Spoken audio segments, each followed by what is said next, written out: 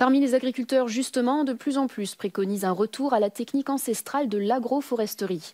Le principe est simple, en associant les arbres aux cultures agricoles, les insectes ravageurs sont naturellement repoussés et le rendement est meilleur. Le tout presque sans engrais ni pesticides, donc forcément moins dangereux pour l'environnement.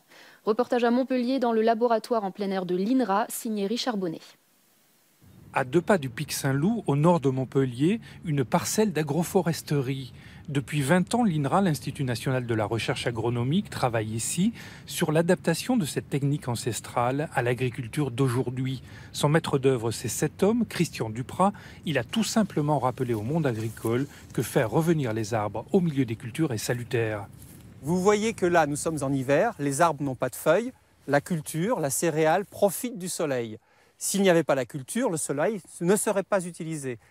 En été, c'est l'inverse. Les arbres ont des feuilles, la culture est récoltée, les arbres utilisent le soleil. C'est une excellente complémentarité. En sous-sol, la complémentarité est aussi à l'œuvre. Les cultures obligent les racines des arbres à descendre plus profond pour capter l'eau, une défense considérable pour l'ensemble en cas de sécheresse.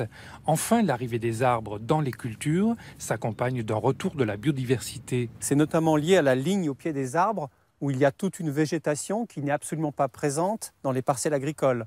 Donc beaucoup d'espèces y trouvent refuge et la plupart sont bénéfiques. Elles nous aident à protéger les cultures contre leurs ravageurs. Dans ces parcelles, par exemple, nous avons mis en évidence que les chauves-souris reviennent manger les moustiques et les moucherons dans ces parcelles, alors que s'il n'y avait pas d'arbres, elles n'y viendraient pas.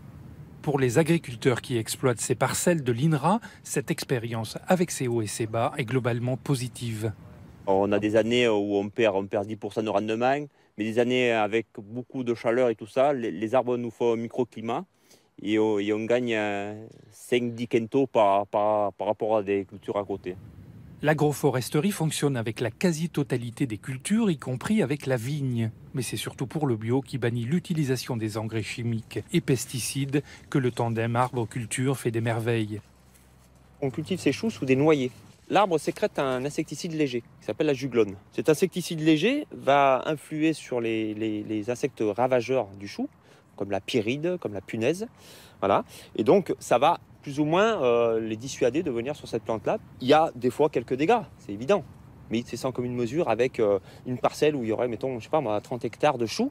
S'il y a un insecte ravageur là-dedans, on est obligé de traiter parce qu'il n'y a absolument rien autour pour intervenir, quoi. Là, on laisse faire un peu la nature. Outre le fait d'optimiser l'utilisation des ressources naturelles, l'agroforesterie se présente aujourd'hui comme l'un des meilleurs modèles pour affronter le réchauffement climatique.